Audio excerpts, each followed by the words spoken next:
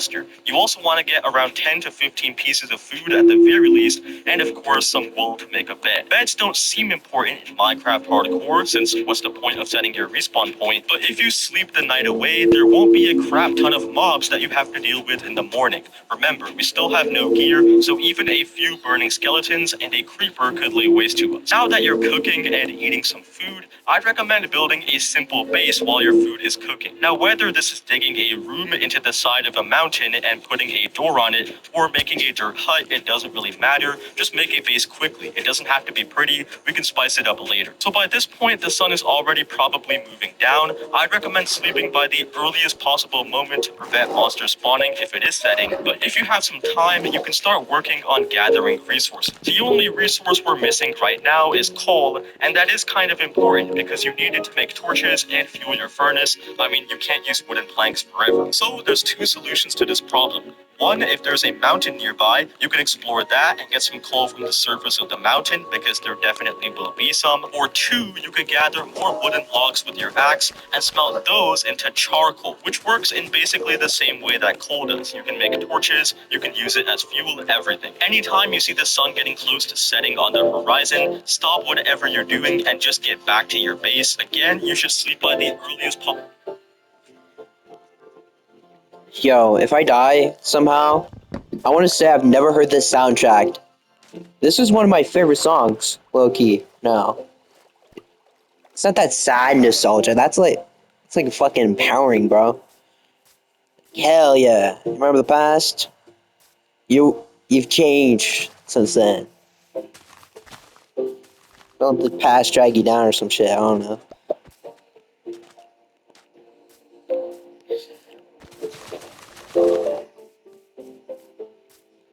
I don't think I've ever heard this song played in game. It might be like a really early song, the game's life cycle, but I swear I've never like heard it because of that. But I've played like basically almost every version of Minecraft. Now I know this one.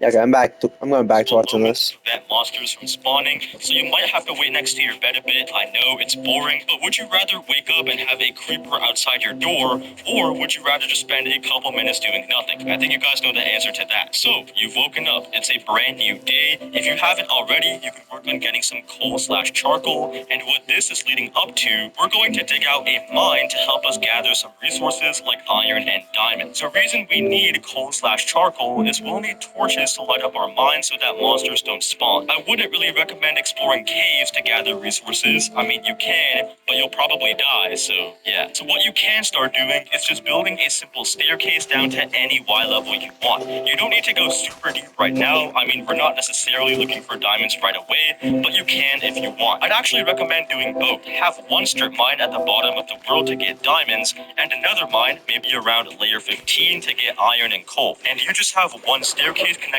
both of these strip mines so you can easily access both of them. Bring a bed with you when you're digging the staircase and constantly check if you can sleep. Remember, you want minimal hostile mobs spawning on the surface until you get some armor. If you ever run into a cave while digging your staircase, and that's definitely possible, you can see this happened in my world. I actually ran into an underwater cave, which is even more annoying. What I'd recommend is if this happens, just change the direction that you're digging. You can see here I kind of spiraled the staircase around into the other direction, and then I just continued. But if changing directions doesn't work, you still run into the cave, just try bridging over the cave until it ends, and then continue digging your staircase from there. By the way, when you're digging, always check behind you, okay? That's just a general tip for hardcore. Check your back at all times and be aware of your surroundings. You never know when a creeper is about to surprise you and cost you your entire world. Now, once you've dug down to a Y level that you like, this is how I would build my strip mine. So I would dig out a straight tunnel in a certain direction, just like this. this, and then I'll have many 1x2 strip mine tunnels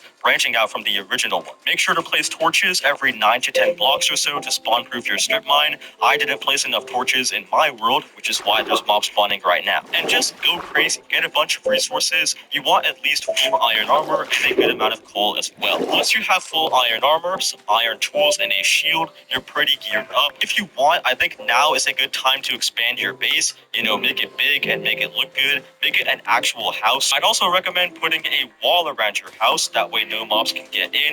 It's just safer, kind of. You can also either expand your mine or go down to layer -58. That way you can start mining for diamonds. Or since you do have gear now, you could go back to the surface and explore a cave to find diamonds. I still wouldn't highly recommend it, but maybe strip mining can get a bit boring. If you're going to explore a cave, first of all, make sure you have a bunch of food on hand. You want to make sure to go slowly and to always have an easy exit out of the cave if you ever get in trouble. You should bring a shield to deal with all the mobs down there. And again, always watch your back for creepers. This will be a lot more fun than strip mining though. The third method, and this is for people who don't want to strip mine or explore caves, go on the surface, explore, find a village, make an armorer villager, and trade full diamond armor with him. This is actually a decent idea. You could even bring some villagers back to your base. Yes, you can do this with a boat and leash. It's super easy. And you can just bring these villagers back since, who knows, you might want to make a villager trading hall later down the line as well. Whatever method you use to get diamond armor, or if it's a combination of all three,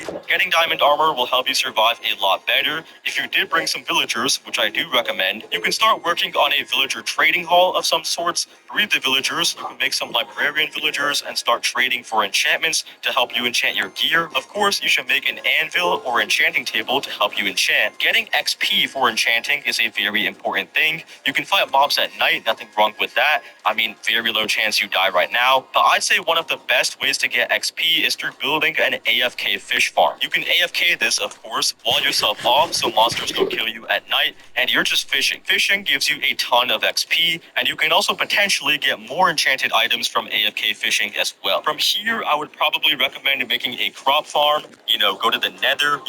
Okay, you can just say go to the nether, but you're not explaining how the fuck to do the nether.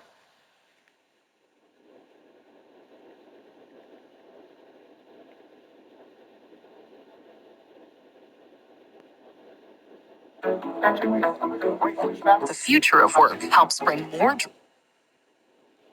The Nether is probably the most dangerous area in Minecraft, but no Really? because in this video I completely explain how to survive in the Nether, and we're starting right now. So once you've built your Nether portal and entered into the Nether, the first thing you want to do is to secure your Nether portal so that you do not get killed by a ghast or from piglins or any other hostile mob that spawns in the Nether. What I would generally suggest doing is bringing some cobblestone with you and completely blocking off one side just like this. Then on the other side, you can simply build a little bit of a structure around it, maybe just some walls very easily, just like this. And then once you have a small little area like this, it can be a sort of a little micro nether base. Then you can make a little exit just like this. And you'll have an area to go if, let's say, there's some zombified piglins that come after you, or a ghast. If you want an extra layer of protection, putting down an iron door with levers on either side can also be a good idea. As with this, let's say there were some piglins coming after you, you could simply lock yourself in your house just like this, or your little nether area here, and you can be safe and go back into the overworld. It's also always a very good idea to have a chest right here next to your portal with a flint and steel in it, or at very least, every time you go into the nether, to have a flint and steel with you, as the chance of a ghast destroying your portal is not very low, although having it blocked up like this definitely makes it a lot safer. But let's say you lose your portal in the nether, if you find some piglins, you can turn it into for obsidian, as well as some iron nuggets and gravel. With those ingredients, of course, you can make a flint and steel and a nether portal to return home, and you can also get those ingredients from the nether fortress, as the nether fortresses have all the ingredients for the nether portal as well. Each of the 5 biomes in the nether has its own share of dangers and benefits. I'm going to go over those right now. We'll start off with the basic nether biome, the nether wastes. Now this biome has a large amount of piglins and zombified piglins. But the big benefit of this biome, even though it's kind of the default nether biome, and certainly the most common biome in the nether, is the fact that there's large amounts of exposed quartz ore as well as gold ore, whereas in most other biomes that ore is either not there or it's a lot harder to see. However, the danger of this biome is the fact that there are piglins here as well as ghasts, so you're going to have to watch out for both of those. Next we have the Soul Sand Valley. Now, the Soul Sand Valley has very few mobs in it. It just has an occasional ghast and the occasional skeleton that'll spawn in here.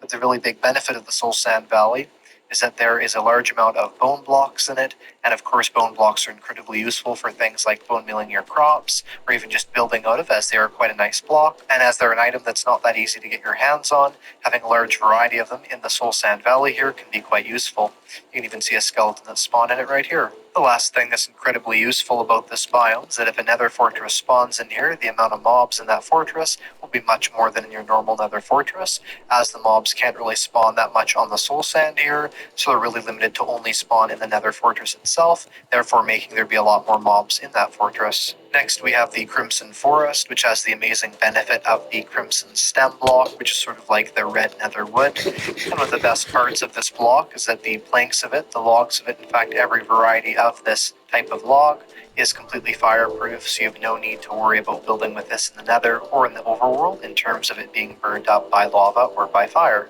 The Crimson Forest also tends to have the most piglins of any biome in the game, which is quite useful if you want to do some trading with them. And the last feature of the Crimson Forest is that hoglins spawn in this biome. Now hoglins are a rather dangerous sort of large nether pig. What's really nice is that if you kill them, you will get pork chops from them. Unlike the zombified piglin, where you only get rotten flesh, or even just the piglins, where you don't get any food at all, with the hoglins here, you do get a pork chop drop, which is very useful because it is one of the only reliable food sources in the entire nether. Just be aware this is a very dangerous mob, and you should avoid them at all costs unless you have good armor in this biome. Next, the Warped Forest. Now this biome is almost like peaceful mode, with the only hostile mob that spawns here being the Enderman. What's really nice is that it's actually a great benefit, as the Enderman is not very commonly found in any place in the Nether or the Overworld except for this biome. And when trying to get yourself some Ender Pearls to go to the end, this is a really great place to find them, as you can get yourself a large amount of Ender Pearls very quickly, as there is certainly no shortage of Endermen in this biome. Also, we have the Great Warped Stem here, which is the blue form of nether wood, which as well as the red counterpart cannot burn, so it's great for building, and it's also quite easy to get as these extremely large warped nether trees grow, which have massive amounts of wood blocks on them, oftentimes over an entire stack. Last, the Basalt Deltas, which is one of my favorite nether biomes in terms of the actual look of it. But don't be fooled, this biome is extremely dangerous. This biome has a large amount of lava in it, as well as basalt and blackstone blocks. The blackstone is a very useful and unique building block, as it has a huge amount of different varieties that can be crafted out of it, making it one of the best building blocks in the entire game. However, the big danger of this rather interestingly generated biome is the fact that there are very large amounts of magma cubes in it, so it's good to avoid those wherever you find them, as you will run into lots of them, especially these large ones, among these cascading lava pools of the basalt biome in the nether. Fortresses and bastion remnants are a very important part of the nether, however, I'm not going to be covering those in this video, and I will... What the fuck? What the hell? What? What? What the fuck? What the hell's going on? What? The entire fucking village is zombies! Where's the golem at? Let me go to bed. Let me go to bed. I have no clue if I'm gonna be able to sleep this off. Dude, I might die. I might die. What the fuck is this? They're all dead.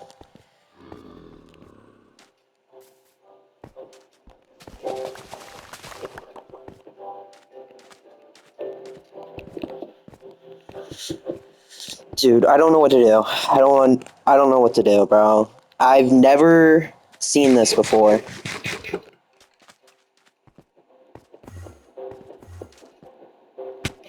I mean, that's kind of a lie, but I've never had to go through this, bro. You know what? The bed's yours.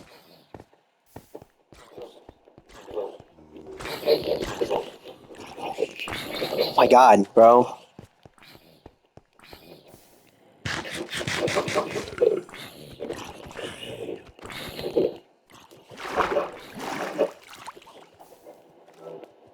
Ah, gotcha.